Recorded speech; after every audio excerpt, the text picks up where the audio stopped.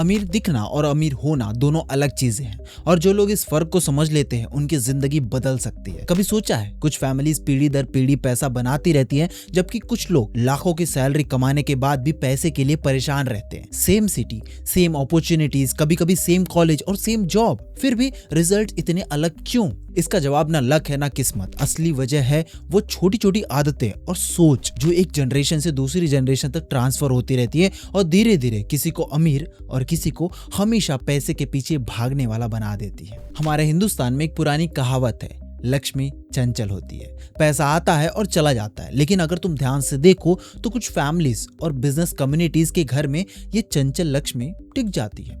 पीढ़ी दर पीढ़ी पैसा बनता रहता है। ऐसा आखिर क्यों होता है? क्या उनके पास कोई सीक्रेट फॉर्मूला है? नहीं, असल में उनके पास कुछ ऐसे प्रिंसिपल्स होते हैं, कुछ ऐसी फाइनेंशियल हैबिट जो जनरेशन से जनरेशन तक पास होती रहती है। ये किसी किताब में नहीं लिखी होती, ना किसी स्कूल में पढ़ाई जाती है, ये घर में सिखाई जाती है।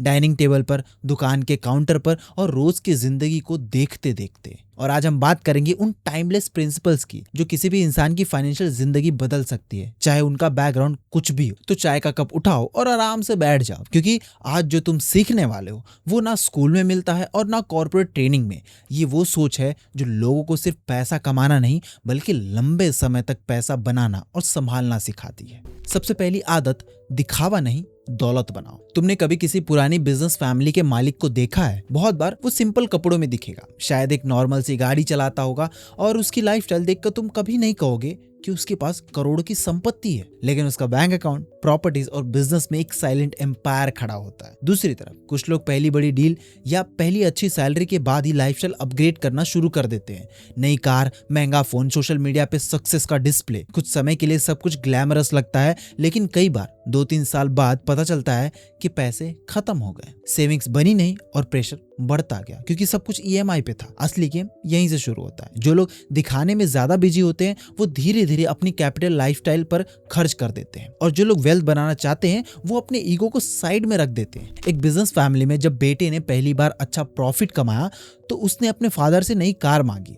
फादर ने सिर्फ एक सवाल पूछा, बेटा ये कार तुम्हारे लिए पैसा बनाएगी या पैसा खाएगी? ये सवाल छोटा लगता है, लेकिन इसके अंदर पूरी वेल्थ साइकोलॉजी छुपी हुई है। हर खर्च 2 कैटेगरी में आता है, एक जो तुम्हारे लिए फ्यूचर में वैल्यू क्रिएट करता है और दूसरा जो सिर्फ तुम्हारा पैसा कंज्यूम करता है। सिर्फ दिखाने के लिए किया गया खर्च अक्सर दूसरी कैटेगरी में आता है, लेकिन इसका मतलब ये भी नहीं है कि तुम अपनी पसंद की चीजें कभी खरीदो ही मत या हर खुशी से कॉम्प्रोमाइज करो। जिंदगी का गोल सिर्फ पैसा जमा करना नहीं, अच्छी जिंदगी जीना है।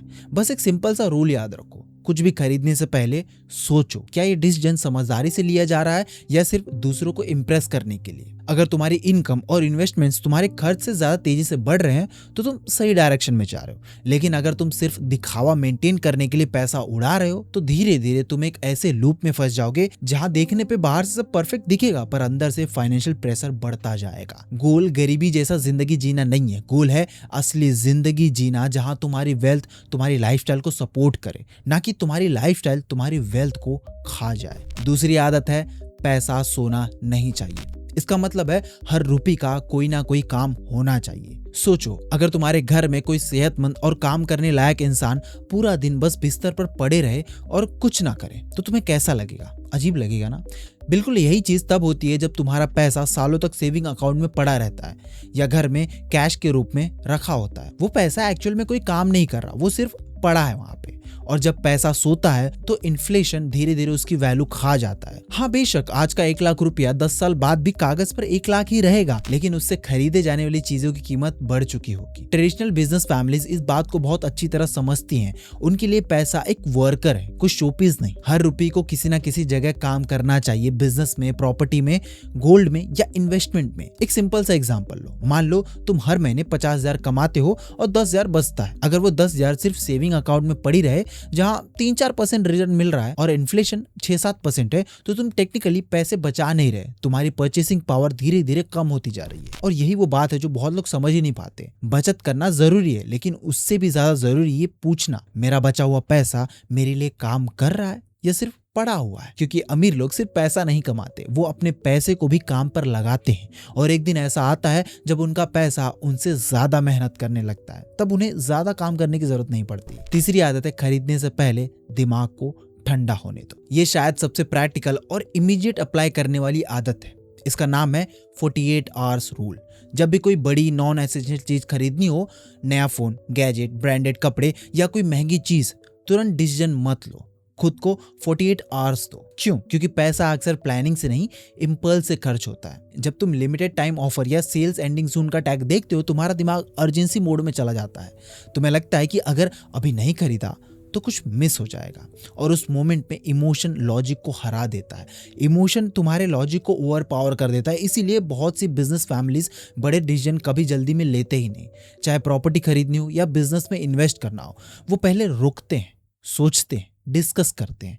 वो इमोशन को ठंडा होने देते हैं, फिर डिसीजन लेते हैं लॉजिकली। क्योंकि जब दिमाग ठंडा होता है तब तुम खुद से सही सवाल पूछ सकते हो। क्या मुझे इसकी सच में जरूरत है? क्या ये मेरी लाइफ को बेहतर बनाएगा? क्या ये इन्वेस्टमेंट है या सिर्फ एक मोमेंटरी डिजायर? मान लो एक कॉलेज स्टूडेंट को नया फोन चाहिए, सिर्फ इसलिए क्योंकि उसके दोस्तों ने एक नया मॉडल ले लिया। अगर वो 48 घंटे रुक जाए तो हो सकता है उसे रियलाइज हो कि उसका पुराना फोन अभी भी परफेक्टली काम कर रहा है, और वो पैसे किसी और इम्पोर्टेंट चीज में लगा सकता है। ये आदत छोटी लगती है, लेकिन इसका इम्पैक्ट बहुत बड़ा होता है। कभी कभी सिर्फ 2 दिन रुक जाना तुम्हें उस डिसीजन से बचा लेता है जिनका बिल तुम्हें महीनों तक भरते रहना पड़ सकता है। चौथी आदत है आमदनी बढ़े, लाइफस्टाइल नहीं। ये प्रिंसिपल समझना थोड़ा मुश्किल है, क्योंकि ये हमारी नेचुरल इंस्टिंक्ट्स के अगेंस्ट जाता है। जब सैलरी बढ़ती है, प्रमोशन मिलता है या बिजनेस में ज्यादा प्रॉफिट आता है, तो सबसे पहला ख्याल आता है अब लाइफस्टाइल को अपग्रेड किया जाए। बड़ी गाड़ी, महंगा फोन, ज्यादा शॉपिंग, एक्सपेंसिव वेकेशन, हम बेफिजूल में खर्च करने लग जाते हैं। इसी को कहते हैं लाइफस्टाइल इन्फ्लेशन। और ये बहुत ही खतरनाक ट्रैप है, क्योंकि ये धीरे धीरे तुम्हारी वेल्थ बनने से पहले ही उसे खा जाता है। सोचो, एक लड़का 30,000 महीना कमाता है, किसी तरह खर्च चलाता था और थोड़ी बहुत सेविंग भी कर लेता था। फिर उसकी सैलरी 60,000 हो जाती है। बहुत अच्छी बात है, लेकिन साथ ही उसके खर्चे भी डबल हो गए। नया फोन ले लिया, बड़ा फ्लैट ले लिया, हर वीकेंड आउटिंग, ब्रांडेड चीजें। रिजल्ट, महीने के एंड में उसके पास फिर भी कुछ नहीं बचता। इनकम डबल तो हो गई, लेकिन वेल्थ वहीं की वहीं रह गई। और ये सिर्फ उसके साथ नहीं होता, बहुत से लोग अपनी पूरी जिंदगी इसी साइकिल में बिता देते हैं। High income but low wealth. Traditional business families इस ट्रैप से बचने के लिए एक सिंपल सा रूल फॉलो करते हैं। जब भी इनकम बढ़े तो सबसे पहले सेविंग्स और इन्वेस्टमेंट बढ़ाओ। लाइफस्टाइल को धीरे धीरे अपग्रेड करो, तुरंत नहीं। अगर तुम्हारी इनकम 20% बढ़ी है तो जरूरी नहीं कि तुम्हारा खर्चा भी 20% बढ़े। अपनी लाइफस्टाइल को 5 या 10% इंप्रूव करो और बाकी पैसे को इन्वेस्ट करो। और कुछ साल बाद जब तुम देखोगे कि तुम्हारे आसपास के लोग ज्यादा कमाने के बाद भी पैसे के लिए स्ट्रेस्ड हैं और तुम्हारे पास एसेट है, इन्वेस्टमेंट है और फाइनेंशियल पीस है, तब तुम समझोगे कि असली डिफरेंस सैलरी नहीं थी।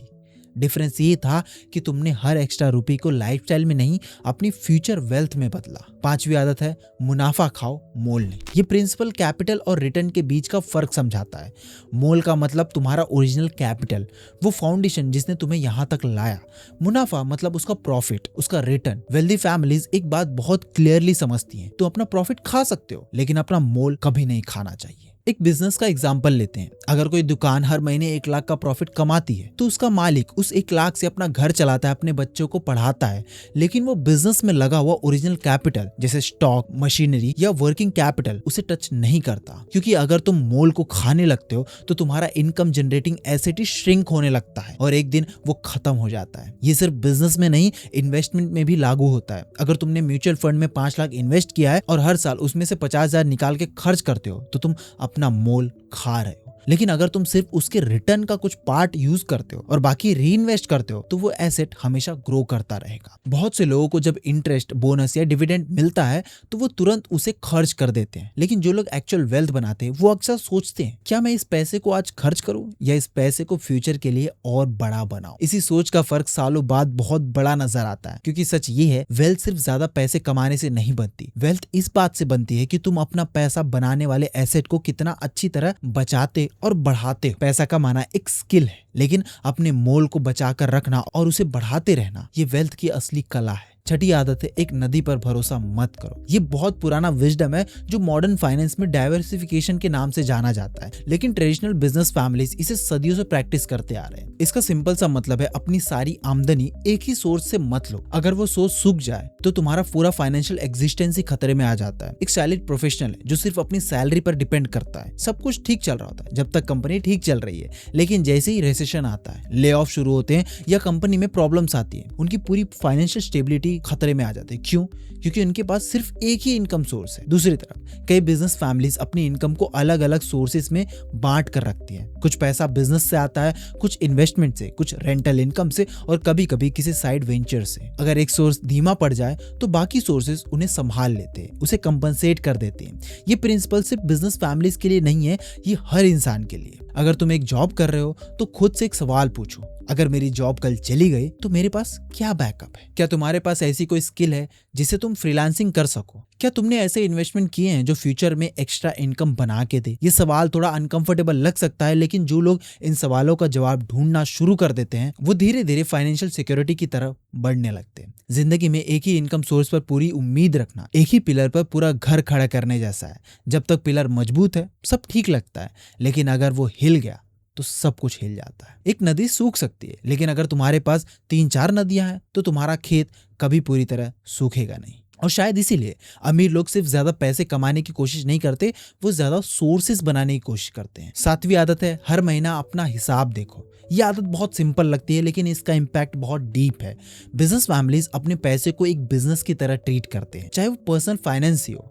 हर महीने वो अपना हिसाब देखते हैं, क्या आया, क्या गया, कितना खर्च हुआ, कितना इन्वेस्ट हुआ और सबसे इंपॉर्टेंट टोटल नेटवर्थ कितना बढ़ा। ज्यादातर लोग अपनी सैलरी देखते हैं, अपना बैंक बैलेंस देखते हैं, लेकिन कभी अपना पूरा नेटवर्थ ट्रैक ही नहीं करते। नेटवर्थ का मतलब है तुम्हारा टोटल एसेट माइनस तुम्हारी टोटल लायबिलिटीज। ये नंबर जो असल में तुम्हें बताते हैं कि तुम फाइनेंशियली कहाँ पे खड़े हो। एक इंसान जिसकी सैलरी 1.5 लाख है लेकिन उसके पास लोन्स ही लोन्स है, उसका नेटवर्थ नेगेटिव हो सकता है। और एक इंसान जिसकी सैलरी सिर्फ 50,000 है लेकिन उसने डिसिप्लिन तरीके से इन्वेस्ट किया है, उसका नेटवर्थ कई साल बाद पॉजिटिव में ग्रो करेगा। जब तुम हर महीने अपने हिसाब देखते हो तुम्हें पता चलता है कि तुम्हारा पैसा कहाँ जा रहा है, कौन सा एक्सपेंस अननेसेसरी है, कौन सा इन्वेस्टमेंट काम कर रहा है।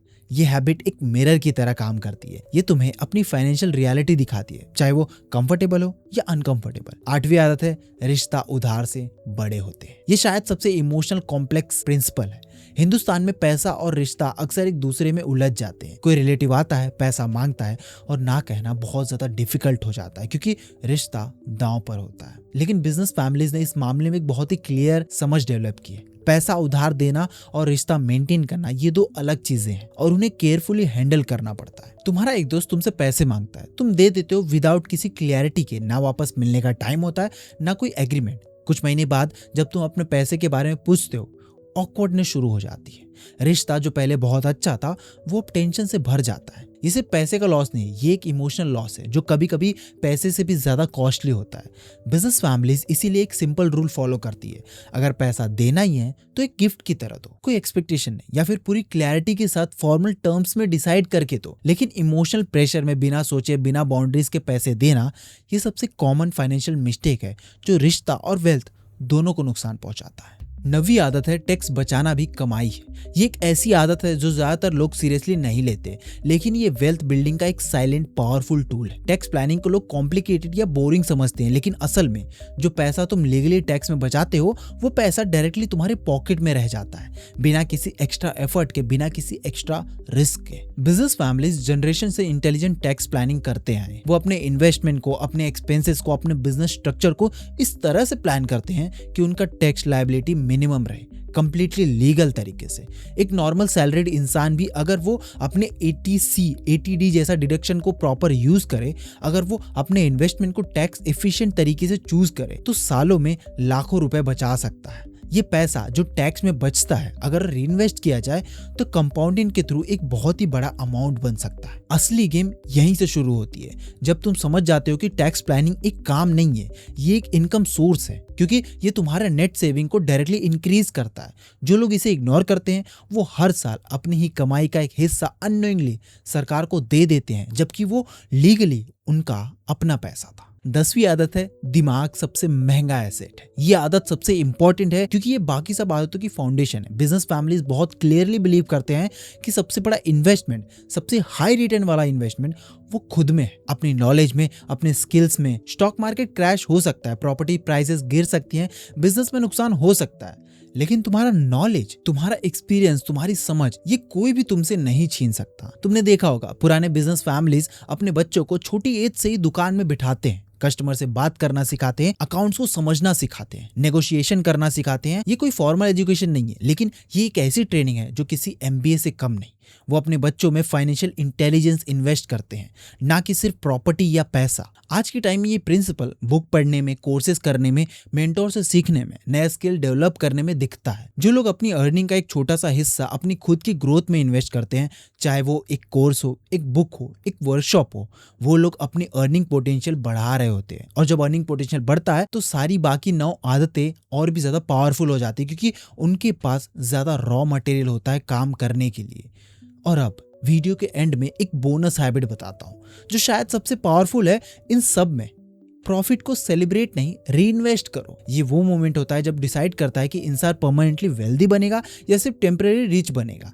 जब कोई पहली बार बड़ा प्रॉफिट कमाता है, पहला बड़ा बिजनेस, पहला बड़ा बोनस, पहला बड़ा इन्वेस्टमेंट रिटर्न, उनका नेचुरल इंस्टिंक्ट होता है सेलिब्रेट करना, पार्टी करना, कुछ बड़ा खरीदना, अपने आप को रिवॉर्ड देना। और ये गलत नहीं है, अपने आप को रिवॉर्ड देना चाहिए, थोड़ा सेलिब्रेट करना चाहिए, ये नेचुरल है। लेकिन वेल्दी फैमिलीज वो बस छोटा सा सेलिब्रेशन करते हैं, लेकिन उस प्रॉफिट का बड़ा हिस्सा वापस सिस्टम में डाल देते हैं। नए बिजनेस वेंचर, नए इन्वेस्टमेंट, नए एसेट, क्योंकि वो समझते हैं कि ये पहला प्रॉफिट सिर्फ एक रिजल्ट नहीं, ये एक सीड है। अगर तुम सीड को खा जाते हो तो ट्री कभी नहीं उगेगा, लेकिन अगर तुम उसी सीड को बोते हो तो तुम्हें एक पूरा हरा भरा जंगल मिलेगा, और वो जंगल सारी जिंदगी तुम्हें कमा के देगा।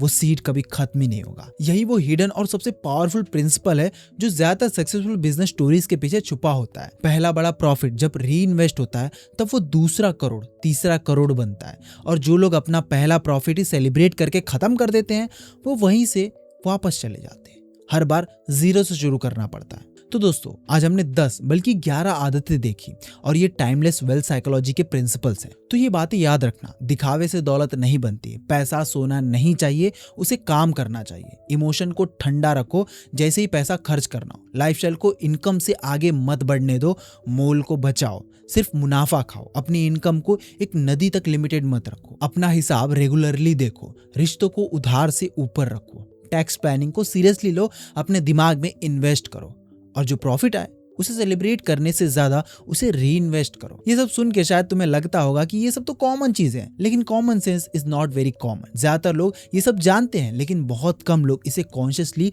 अपनी जिंदगी में अप्लाई करते हैं। और यही फर्क है उन लोगों में जो सिर्फ अमीर दिखते हैं और उन लोगों में जो असल में अमीर होते हैं।